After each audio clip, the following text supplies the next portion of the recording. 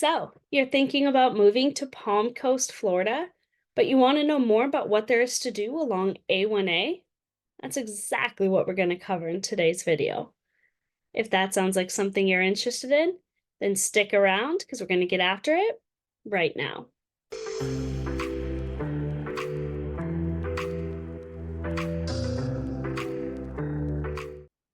Hi, my name is Stephanie Schulis with Keller Williams Realty. Thanks so much for joining us today. If this is your first time to the channel, please make sure to tap that button below. Hit that bell for notifications so you can be the first to be notified every time we put out brand new content all about Palm Coast, Florida living and moving to Palm Coast, Florida and the surrounding areas. We get calls, texts, and emails from people just like you looking to make the move to Palm Coast, Florida every day, and we absolutely love it. So, whether you're thinking about making the move in the next 9 days or 90 days, give us a call, shoot us a text, send us an email, and we'll do everything we can to help you make a smooth move to Palm Coast, Florida.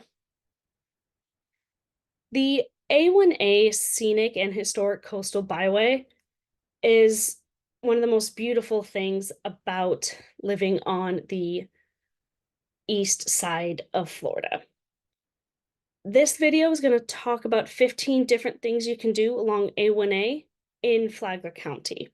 Not going to be talking about all the wonderful things there is to do in St. Augustine, nor am I going to talk about the things down south in Ormond or Daytona, just sticking strictly to Flagler County. I'm going to start us off at the northern end with stop number 1, and this is UF Whitney Lab and Sea Turtle Hospital.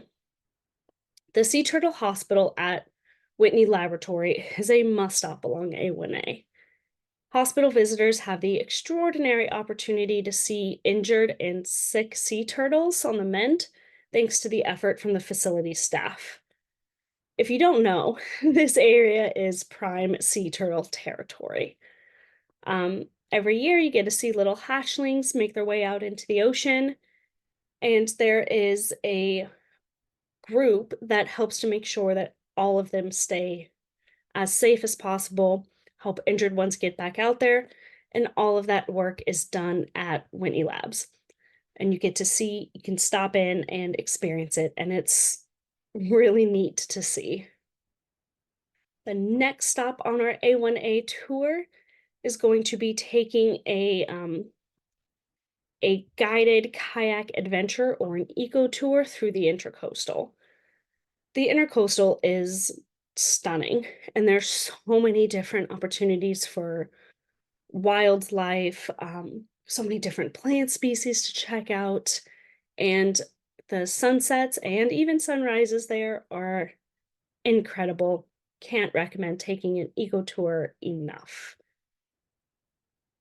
Stop number 3 is going to be Marineland.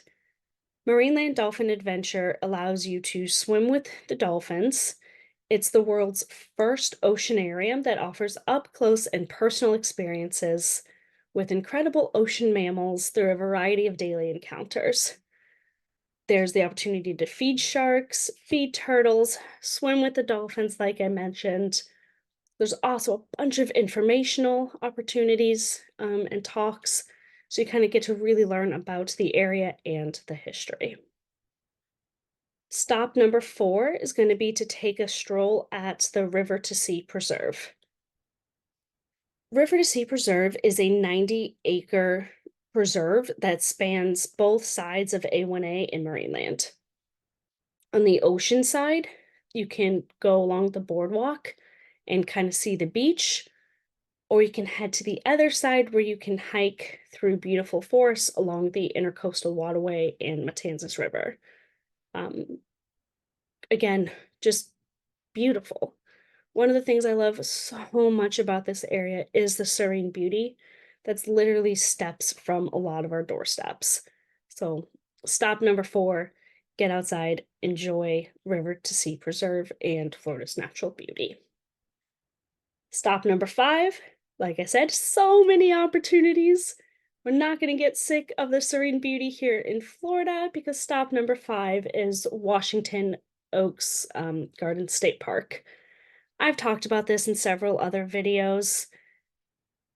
It is so beautiful there, from rose gardens to the live oaks, from sculptures, the history, fishing opportunities, and the views and benches along the Intercoastal Waterway.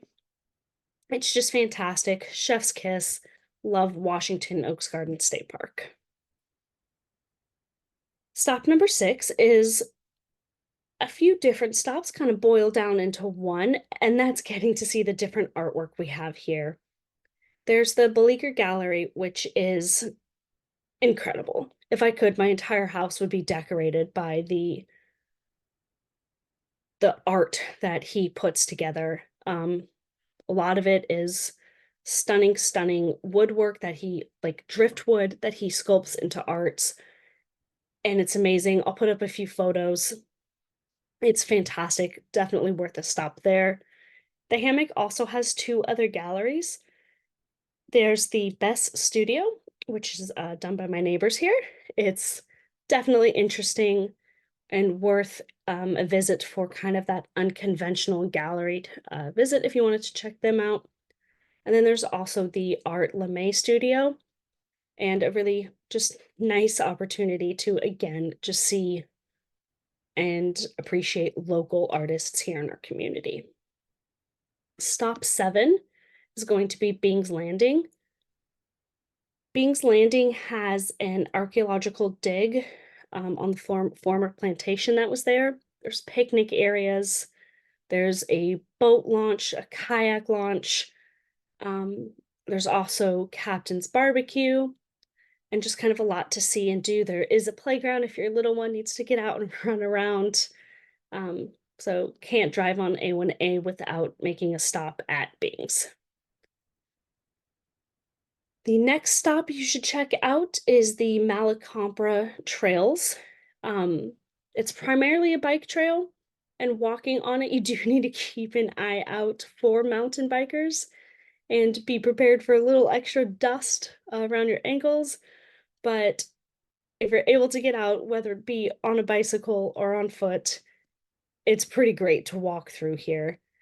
There's a lot of wooded terrain, hard-packed sand, elevated boardwalks, coquina formations, different wildlife, including gators and gopher tortoises, and deer.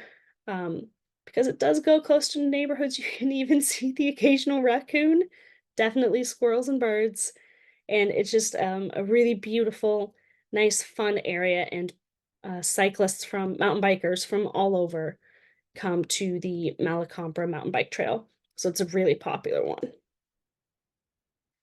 The next thing you should do is go for a horse ride on the beach. Equestrian Adventures of Florida helps to oversee that. You get on at the Malacompra Beach Park, go for a horse stroll on the beach. Not a lot of opportunities to do that. It's definitely worth the experience. And the guides are really, really informational. You can learn a lot about the area as well. So definitely recommend that as stop number 9. Going down south on A1A, stop number 10 is going to be Varn Park. Varn Park is one of our dog-friendly beaches in the area. It's also a really great family beach, and worth checking out there. Stop number 11 is going to be Down to Earth Pottery. This is where you get to kind of relax and unwind, make your own ceramics, and again, experience some of the local artists we have here in our community. Stop number 12 is going to be Flagler Beachfront Winery. They are famous for their frozen wine. They've cut in several different flavors. It's kind of a wine slushy. Can be nice, especially on a nice, gorgeous day. It's directly across from the beach, so the views are fantastic. Great way to relax and cool off, and support some of our local establishments here. Stop 13 is going to be Flagler Beach kind of as a whole. There's the pier, lots of restaurants, lots of boutiques and shops, lots of public art. Um, Flagler Beach is a really low-key beach town and definitely worth a stop as you're driving along A1A. If you've done all of that, you're probably pretty tired and you want to do some relaxing. That's where Golden Magnolia Resort in Flagler Beach steps in. There's a pool, spa treatments, everything you can need from a spa resort at Golden Magnolia, and it's right off A1A. The last stop, which will be right before you step over into Volusia County, is going to be Gamble Rodgers Memorial State Recreation Area. There's no shortage of ways to enjoy this recreation. There's biking, hiking, fishing, paddling. You can camp, you can picnic, bird watch to the extreme. It's 145 acres. It's along the ocean and the water, and just a fantastic way to kind of wrap up your A1A experience through Flagler County. If you have any questions about A1A or other things to do in the area that aren't directly on A1A, please leave a comment below, give us a call, shoot us a text, send us an email. We love hearing from you guys. That's it for this video, and we'll see you on the next one.